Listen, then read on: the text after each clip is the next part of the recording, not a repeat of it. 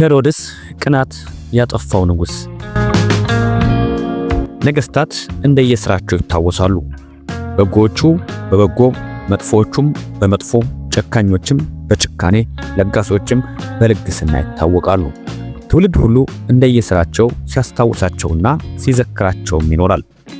በዛሬው ዝግጅታችን ራሳችንን ወደ 2000 ዓመታት ወደ ኋላ መልሰን ስለ አንድ ጨካኝና ቅናተኛ ንጉስ እንነግራችኋለን። ስለ አንድ በርካታ በጥበብ ስራዎቹ ስለሚታወቅ ግን ቅናት ስላጠፋው ንጉስ እንነግራችኋለን። ንጉስ ሄሮድስ። ንጉስ ሄሮድስ የሚያወዛግቡ ማንነቶች ያሉት ንጉስ እንደነበር ይነገራል። ሄሮድስ የታላቋ ሮማ ደራሲ የነበረ የአይሁድ ገዢ እንደነበረም ታሪክ ያስረዳል። ንጉስ ሄሮድስ ዓለም እንደሚለው ታላቁ ሄሮድስ ቤተክርስቲያን እንደምታስታውሰው ደግሞ ጨካኙና ቅናተኛው ሄሮድስ ከ2000 ዓመታት በፊት በጥንታዊቷ እስራኤል የይሁዳ ገዢ የነበረ ንጉስ ነበር። ዓለም ስለ ንጉስ ሄሮድስ ሁለት የተለያዩ ደግሞ እርስ በርስ በሚቃረኑ ድርጊቶች ይታወቃል። የመጀመሪያው ሄሮድስ ፍጹም የተመሰከረለት የግንባታ ጥበብ የታደለ ንጉስ ሲሆን ዓለም በጥበባቸው ያደነቃቸው ቤተ መቅደሶችን፣ ምሽጎችን፣ የወደብ ከተሞችን በመገንባት ይታወቃል። ሁለተኛው የሄሮድስ ባህሪ ደግሞ ፈጽሞ ተጠራጣሪና ጨካኝ መሆኑ ነበር። በዚህም ጭካኔው ወንድ ልጁን ገድሏል። በቤተልሔም እና አካባቢዋ የተወለዱ ከ2 ዓመታት በታች የዕድሜ ክልል ያላቸውን ከ100,000 በላይ የሚሆኑ ሕፃናትን በጅምላ ለመግደልም አላፈረም። ሄሮድስ ከኤዶም ዘር የተገኘ ቤተሰቦች ስም ሲሆን እነዚህ ቤተሰቦችም የአይሁድ ሃይማኖት ተቀብለው ከ49 ቅድመ ልደተ ክርስቶስ እስከ 79 ዓመተ ምህረት በአይሁድ ሀገር ነገስታትና ገዢዎች ሲሆኑ ሕዝብ የማስተዳደር ችሎታ ነበራቸውም ይባላል። የሄሮድስ ስርወ መንግስት ከ49 ዓመት ዓለም እስከ 79 ዓመተ ምህረት የቀጠለ የቤተሰብ ስርወ መንግስት ሲሆን ፍጹም አምባገነን በመሆንና ፍጹም ፈሪሃ እግዚአብሔር አልባ በመሆንም ይታወቃል። በዛሬው ዝግጅታችን ግን የታላቁ ሄሮድስን ታሪክ ይዘንላችሁ የመጣን ሲሆን ስለ ቤተሰቦቹ የሄሮድስ ታሪክ ግን በሌላ ዝግጅት ይዘንላችሁ የምንመጣ መሆኑን ከወዲሁ ልንነግራችሁ እንወዳለን። የታሪክ ድርሳናት እንደሚያስረዱት ኢየሱስ ክርስቶስ በቤተልሔም በተወለደበት ወቅት በተለያዩ ቡድኖች መካከል ፖለቲካዊ ሽኩቻ የገነነበት፣ አይሁዳውያኑም በሮማ ቅኝ ግዛት ስር የወደቁበት ዘመን ነበር። በዚህ ዘመን በምድረ እስራኤል የስልጣን ጥማት ኑሮ የስልጣን ሽኩቻና ግብግብ ተካሮ ሕገ እግዚአብሔር በነገስታትና በእምነት አባቶች ተሽረው የነቢያት ምድር የነበረችው እስራኤል ፍጹም የወንበዴዎች ምድር የሆነችበት ዘመን ነበር ይባላል። እስራኤላውያኑ በዚህ ዘመን በቅኝ ግዛት የወደቁበት፣ ሰላምና መረጋጋት የታጣበት፣ ግድያና ጭፍጨፋ የበዛበት ጊዜ ነበርና ሕዝበ እስራኤል ከሮማውያን ነፃ የሚያወጣቸውን መሲሐቸውንና ንጉሳቸውን መጠየቅና መጠበቅም ጀመሩ። የኢየሱስ ክርስቶስ መሲህነትና አምላክ በተለያዩ ጊዜያት በነቢያት ሲነገርም ቆይቷል። ስለሆነም በተነገረው ትንቢት መሰረት ድንግል ጸነሰችና ኢየሱስ ክርስቶስም በቤተልሔም ከተማ በከብቶች ግርግም ተወለደ። የሄሮድስ ጭካኔና ጥርጣሬም አብሮ ተወለደ።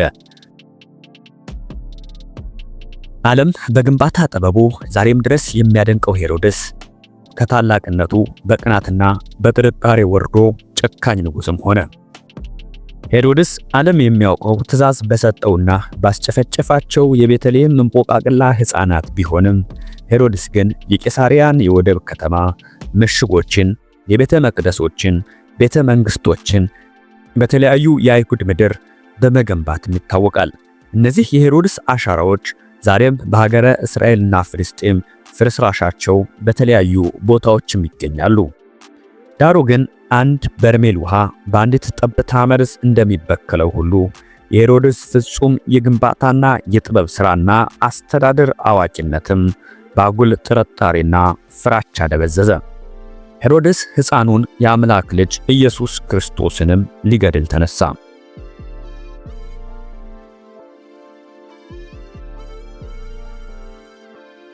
ከዚህ የሄሮድስ ውሳኔ በኋላ ግን ቤተልሔምና አካባቢዋ በደም ታጠበች። ምንም የማያውቁ እምቦቃቅላ ሕፃናት በሙሉ የሄሮድስ ሰይፍን በላቸው። እናቶች እቅፋቸው ባዶ ቀረ። በአንድ ሌሊት ከ100 ሺህ በላይ ከ2 ዓመት በታች ዕድሜ ክልል ያላቸው ወንድ ሕፃናት ሁሉ ተገደሉ። ይህ ሁሉ ጭፍጨፋና ሰቆቃ ግን መንስኤው አንድ ነበር፣ ፍርሃትና የስልጣን ጥማት ብቻ። የአንድ ንጉሥ ፍርሃት፣ የ100 ሺህ ሕፃናት ሞትና መቀላት፣ የ100 ሺህ እናቶች ዋይታና ሮሮ። አስቀድመን እንደነገርናችሁ ኢየሱስ ክርስቶስ ወደዚህ ምድር በመጣ ጊዜ ሕዝበ እስራኤል ፍጹም ከእምነት አፈንግጠው ሀገራቸው በሮማውያን ቅኝ ግዛት ተወስዶባቸው አመጽና የስልጣን ሽኩቻም ተባብሶ የነበረበት ዘመን ነበር። ይህ የናረ የስልጣን ሽኩቻ ሄሮድስን ሕዝቡን በጥርጣሬ እንዲያዩ አደረገ።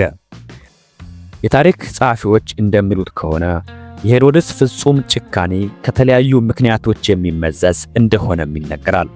ለአብነትም ንጉሥ ሄሮድስ ለሮማውያን ታዛዥ መሆኑና በአይሁድ የተጠላ መሆኑ እንዲሁም አይሁዳውያን ለንግስና የተቀባ አይደለም ብለው የሚያስቡ መሆናቸው በሕዝቡና በሄሮድስ መካከል ጥርጣሬ መኖሩ ሄሮድስን በቤተሰቦቹና ምንም በማያውቁ ሕፃናት ላይም የጭካኔ በትር እንዲያነሳ አደረገው። ምንም እንኳ ንጉሥ ሄሮድስ በመጽሐፍ ቅዱስ ጨካኝ ንጉሥ ተብሎ ቢጠቀስም የዓለም ታሪክ ጸሐፊዎች ግን ሄሮድስን በይሁዳ ከነገሱ ታላላቅ ነገሥታቶች መካከል አንዱ ሲሉ ይጠቅሱታል።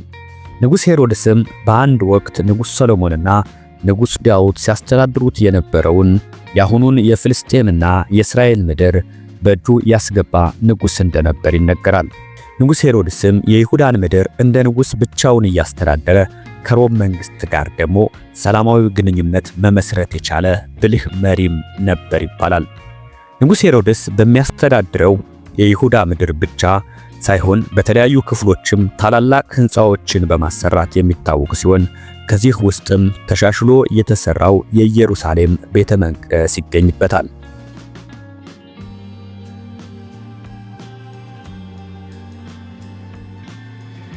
ይሁንና አይሁዶች ስለ ንጉሥ ሄሮድስ የነበራቸው እይታ ግን በጎ የሚባል አልነበረም።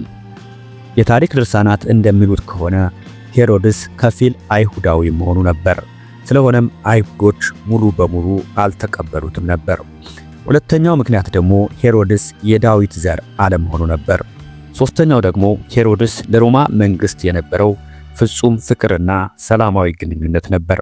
አይሁዳውያን ደግሞ ከሮማ መንግሥት ነፃ መውጣት ይፈልጉ ነበርና የሄሮድስን ለሮማ መንግሥት የሚያሳየውን ወዳጅነት ለአይሁዳውያኑ የሚዋጥላቸው አልሆነም። እነዚህ ምክንያቶች ተደማምረው ንጉሥ ሄሮድስ አይሁዳውያኑ አመፀው ስልጣኑን እንዳይቀሙት ይሰጋ ነበር። ሄሮድስ በስልጣን ፍንቀላ አብዝቶ የሚፈራቸው ደግሞ የራሱን ቤተሰቦች ነበር። ስለሆነም ሄሮድስ በስልጣን አሲረውብኛል ብሎ ስለጠረጠራቸው አጎቱን፣ ሚስቱንና ልጆቹን ገድሏቸዋል። የክርስቶስ ታሪክም የሚጀምረው ከሄሮድስ አገዛዝ ዘመን ነው። ክርስቶስ ወደ ምድር በመጣበት ዘመን ሄሮድስ ንጉሥ ነበር። ነገር ግን ሄሮድስ ኢየሱስ ክርስቶስን ሊገድለው ይፈልገው ነበር። ሰብአ ሰገል ከኢየሩሳሌም ወጣ ብላ በምትገኘው አነስተኛ የቤተልሔም ከተማ የአይሁድ ንጉሥ እንደተወለደ በነገሩበት ጊዜ ንጉሥ ሄሮድስ ይህ የአይሁድ ንጉሥ አድጎ ስልጣኔን ሊቀማኝ ነው በማለት ከ2 ዓመት በታች የሆኑ ወንድ ሕፃናትን በሙሉ በጅምላ አስጨፈጨፋቸው።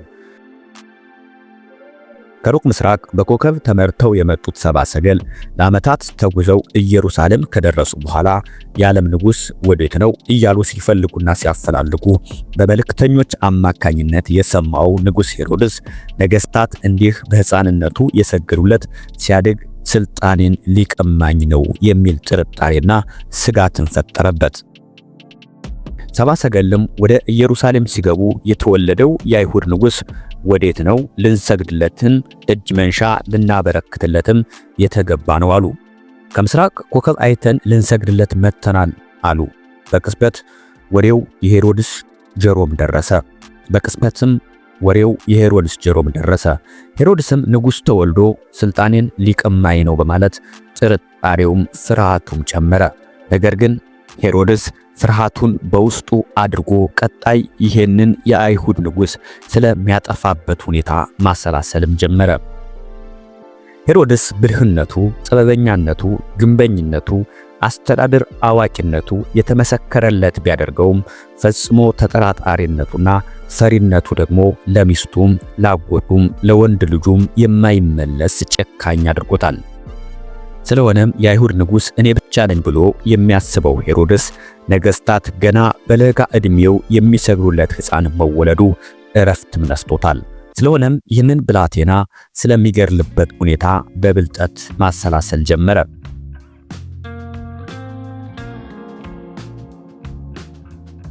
ሄሮድስ ሰብአ ሰገልን በስውር ቤተ መንግሥት ጠራቸው። ተንኮል በተሞላበት ፈገግታና እንግዳ ተቀባይነትም ተቀበላቸው። እንዲህም አላቸው፣ ሂዱ፣ ስለ ሕፃኑ በጥበብ መርምሩ፣ ባገኛችሁት ጊዜ እኔም ደግሞ መጥቼ እንድሰግድለት ንገሩኝም አላቸው።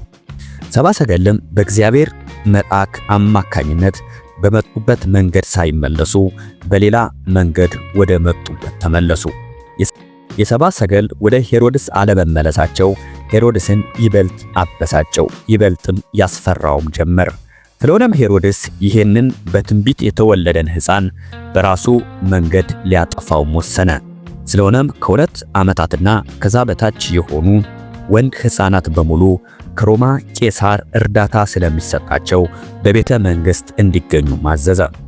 ሄሮድስም እነሆ ከሮማ ቄሳር ትእዛዝ መጥቷል፣ ከ2 ዓመትና ከዛ በታች የሆኑ ሕፃናት በቤተ መንግሥት ማርና ወተት እየጠጡ እንዲያድጉ በኋላም የመንግሥት ሠራተኛ እንዲሆኑ የሚል አዋጅ አስነገረ።